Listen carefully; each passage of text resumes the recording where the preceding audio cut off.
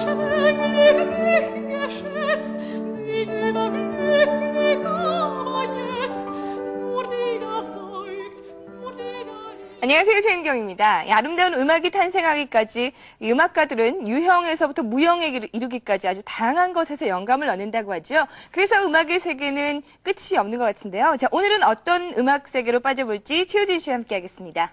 안녕하세요, 최우진입니다. 아름다운 음악의 탄생에서 사랑이 빼놓을 수가 없습니다. 쇼팽과 쌍대의 사랑, 그리고 리스트의 딸 코지마와 바그너와의 사랑. 그렇지만요, 그 중에서 가장 대표적인 사랑이라고 할 수 있는 것이 바로 슈만과 클라라의 사랑이 아닐까 싶은데요. 오늘 용덕중 씨와 함께 슈만과 클라라의 사랑, 그리고 음악 세계를 알아보도록 하겠습니다. 반갑습니다. 안녕하세요. 제가 슈만과 클라라에 대한 이야기를 이렇게 꺼내게 됐는데, 네. 아니 다른 음악가들의 사랑도 대표적이지만 이 둘의 사랑이 그렇게 아름답고 네. 서정적이었다면서요. 네, 음악사가 전해주는 이야기 중에 가장 아름다운 사랑 이야기인데요.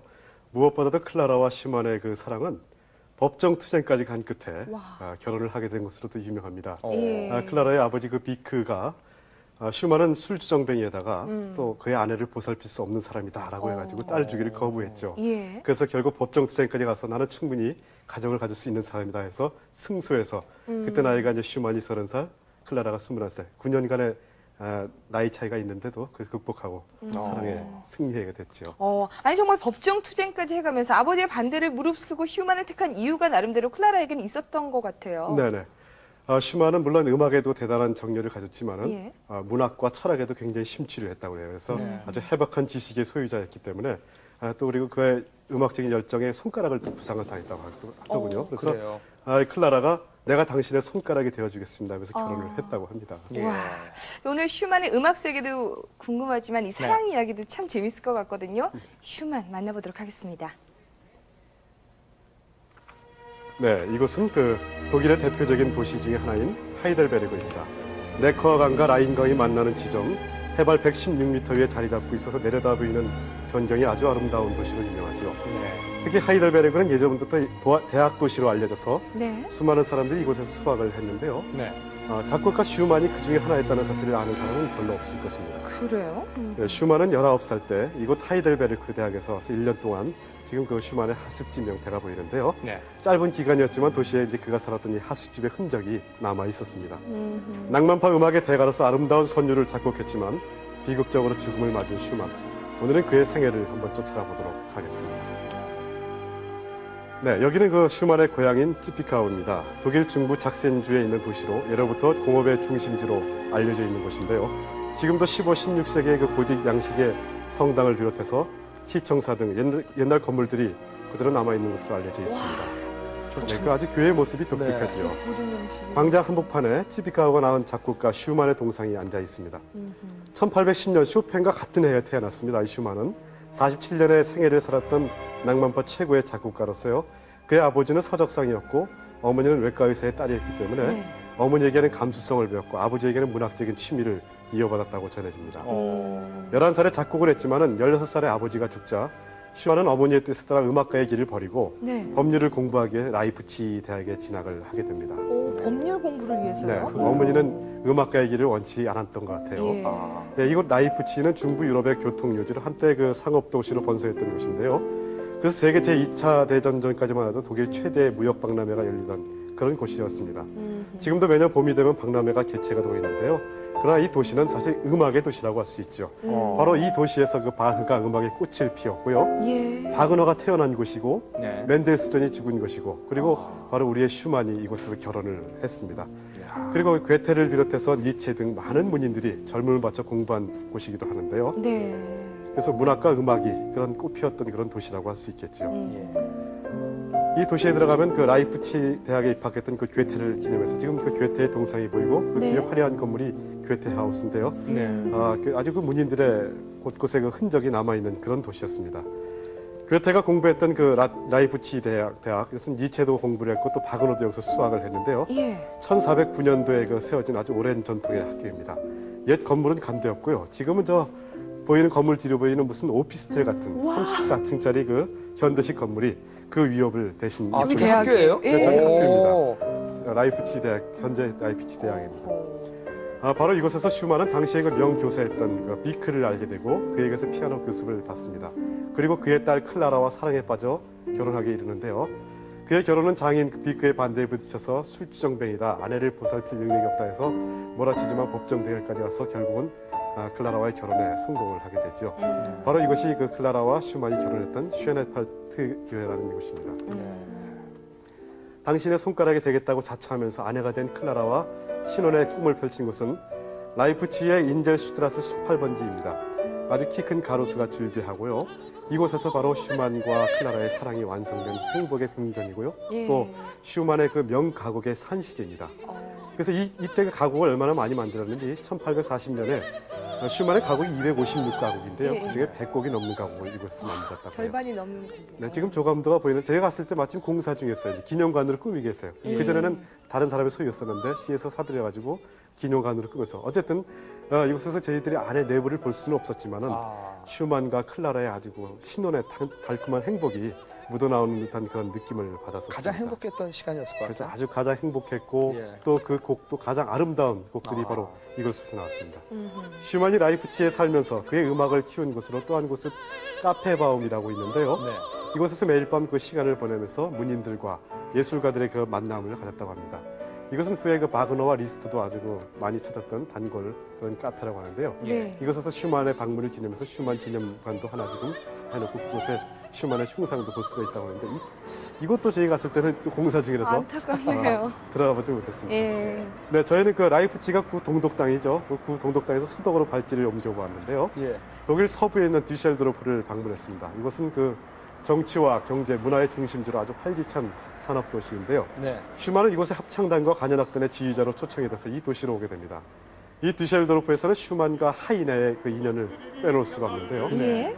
하이네는 그 뒤셀도르프 출신으로 지금 그 하이네 도로라고 지금 보이죠? 그러네요. 그의 이름을 띈 거리가 있고 그의 연구소가 있습니다. 뒤쪽으로 보이는 곳이 바로 하이네 연구소인데요. 저기. 슈만은 18살에 그 뮌헨에서 하이네를 만나서 아주 큰 감명을 받았습니다. 그래서 그 하이네 시로 많은 가곡을 썼습니다.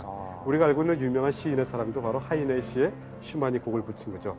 하이네 연구소가 있는 곳 길 건너편에 슈만의 집에 있는 것도 바로 슈만과 하이네의 인연이라면 또 다른 인연이 될 것입니다. 예. 이 노란 3층짜리 건물에서 슈만과 클라라는 1852년부터 1854년까지 살았는데요. 그 슬하에 자녀만 해도 7명이나 되었다고 그래요. 건물에 2층과 3층을 다 쓰고 있었다고 하는데요. 예. 1853년 슈만에게 젊은 음악가인 브람스가 찾아옵니다. 브람스는 슈만 부부 앞에서 피아노 연주를 해서 아주 그들에게 인정을 받고 브람스는 슈만에 의해서 세상에 소개가 되고 또 슈만이 죽은 뒤에는 클라라와 깊은 우정을 맺게 되지요. 네. 네, 그러나 이곳에서 슈만은 정신 이상을 일으켜서 윗도리도 입지 않은 채 쏟아지는 빗속을 뛰어가면서 이곳 그 라인강에 뛰어들게 됩니다. 클라라, 나는 너의 사랑을 받을 자격이 없는 사람이라고 중얼거리면서 정신 이상을 일으켜서 이 라인강은 이 뒤셀도르프에서 그 폭이 500m가 넘는 그리고 아주 물살이 빠른 굉장히 큰 강인데요. 예. 지금 보이는 저 다리 밑에 2m짜리 그 조그마한 다리가 있었습니다. 그곳에서 이 슈만은 뛰어내리게 되죠. 네. 참 가슴 아픈 얘기야. 그 뒤에 그럼 슈만은 어떻게 됩니까? 네, 다행히 그때 그 죽지는 않고 거기서 지나가는 배. 네, 지금 그 다리에서 맞은편에 보이는 것이 슈만 잘 콘서트홀인데요. 네. 당시에는 이것이 그 음악 학교에서 슈만이 이것을 음악 선생님을 하고 있었다고 합니다. 어쨌든 이 구조가 되어서 다행히 이 본에 있는 그 정신병원으로 이 슈만은 옮겨지게 됩니다. 네, 엔데니 그 슈만 하우스라고 하는 이 병원은 당시에는 정신병원이지만 지금은 그 시립음악도서관이 되어서요. 음악에 대한 그 자료들을 빌려주고 있는 곳인데 그 슈만이 묵었던 그 병실은 지금도 기념관으로 남아 있습니다. 규모가 작네요. 네, 아무튼 그 뒤셀도르프 다리에서 뛰어내린 후 예. 그 후 2년 동안 이 정신병원에서 입원해 있다가 진행성 마비로 결국은 정신분열로 죽게 되지요. 네, 슈만이 죽게 되니까 그 클라라는 그 당시 그 슈만을 간호할 수 있는 건 브람스밖에 없었었는데 예. 바로 죽기 이틀 전에 이 슈만은 완전히 탈진해 있는 클라라가 이제 들어가서 탈진해 있는 슈만을 끌어안고 마지막 포옹을 했다고 합니다. 네, 이것은 바로 슈만의 무덤이 있는 것입니다. 아래에서 그 물끄러미 바라보고 있는 것이 클라라의 상인데요. 클라라가 생전에 그 죽기 전에 주문을 했다고 합니다. 정말 슬프고 애절한 이야기네요. 음악가들은 그 자신의 죽음을 예견이나 한 듯이 그 기이한 곡들을 많이 만들게 되는데요. 슈만도 예의는 아니라서요. 클라라와의 사랑을 이야기한 대목이 있는데요. 그것은 가곡집 여자의 사랑과 생애에 보면은 당신은 조용히 잠들어 있습니다. 죽음에 잠이 들었다니 지독한 분이세요. 남겨진 나에게 있어서 이 세상은 공허합니다. 나는 격렬하게 사랑하며 살아왔습니다. 그러나 이제 나는 살아있는 시체입니다라는 그런 가사가 나옵니다. 클라라의 독백 같은 것이죠. 지금 지나갔는데 이곳은 바덴바덴입니다. 슈만이 죽고 나서 클라라가 이후 10년간을 살았던 곳인데요. 우리에게는 그 서울올림픽 그 개최를 선포했던 그 바덴바덴 그렇군요. 온천 맞아요. 휴양 도시인데 참 아름다운 곳이었는데요. 이곳에서 그 슈만은 클라라는 남은 자녀들 데리고 또 피아노 연주를 하면서 살았죠. 근데 바로 이 바덴바덴에는 리텐탈이라고 하는 곳에 또 브람스의 집이 있었습니다. 브람스는 굉장히 이 클라라를 끝까지 슈만이 죽고 난 후에도 연모하고 또 그의 가족들을 돌봐주는데 많은 지금 보이는 집이 바로 그 브람스의 집입니다. 네. 클라라는 브람스보다 14살이나 연상이었는데요. 예. 아무튼 그 죽은 슈만을 존경했던 브람스는 클라라의 가족을 돌봐주면서 일평생 그도 독신으로 살고 또 클라라가 죽은 다음에 어찌된 일인지 이 브람스도 상심해서 죽었다고 하는 그런 일화가 있습니다. 어떻게 보면 정말 그 죽음까지도 뒤따라갔다라는 느낌이 들긴 한데 네. 이 클라라와 브람스와의 관계, 깊은 우정이라고 아까 말씀하셨는데 네네. 어떻게 그걸 저희가 이해를 해야 되는 거죠? 예, 물론 브람스가 그 슈만의 음악을 굉장히 존중을 했고요. 예. 그리고 또 클라라가 이제 브람스의 곡들을 이렇게 해석도 많이 해줬다고 그래요. 그리고 무엇보다도 클라라가 굉장히 그 미모라든지 아주 아름다운 여인이었던 것은 틀림없는 사실인 것 같습니다. 네. 그리고 뭐 브람스가 일생 또 독신으로 사는 것도 어쩌면 그 영향이 있었을지 모르겠지만은 아무튼 그 연모 14살이나 연상이었으니까. 그런데 이제 그 또 슈만과 클라라 사이에는 7명의 자식이 있었기 때문에 그렇죠. 두 사람의 사랑이 이루어지지 않은 것도 있을 것이다라는 말도 있는데요. 예. 어쨌든 연모의 정과 존귀의 정 이것이 같이 어우러져서 음악의 우정으로 이렇게 또 전해져 내려오는 것 같습니다. 네. 아니 그런데 그 잘 지내다가 갑자기 슈만이 정신 이상병에 걸리게 되는데 네. 어떤 동기가 있지 않았을까요? 그런데 참 그거는 그 가게 혈통도 그 아버지도 그 53살의 그 정신분열증으로 사망을 했고 어머니는 또 65세 우울증으로 그리고 또 그의 누이 에밀리아가 또 19살에 정신 이상으로 자살을 했다고 해요. 그래서 아마 그런 것도 있고 또 아까 말씀드린 것처럼 철학과 문학 그리고 이제 아주 이런 것에 심취했던 그 슈만이 있기 때문에 네. 너무나 많은 생각이 그 정신분열증까지 치닫지 않았을까 이런 생각을 하게 됩니다. 끝이 너무 죽음이 너무 비참해요. 그래요. 이 슈만 하면 쇼팽이나 리스트같이 피아노 선율이 떠오르는데 슈만의 곡 특징이라면 뭐가 있을까요? 네, 슈만은 우리가 그 어린이의 정경에 보면 꿈 거기서 피아노 곡의 아름다운 것도 느낄 수가 있는데요. 뭐 쇼팽하고 슈만은 동년생이에요. 같은 해에 태어났는데 또 이제 리스트하고는 1년 차입니다. 리스트가 1년 뒤에 태어났는데 리스트하고는 공교롭게도 슈만도 20세의 그 파가니니의 그 바이올린 연주를 듣고 거기서 굉장히 연골 받아서 피아노 연주를 열심히 했다고 하거든요.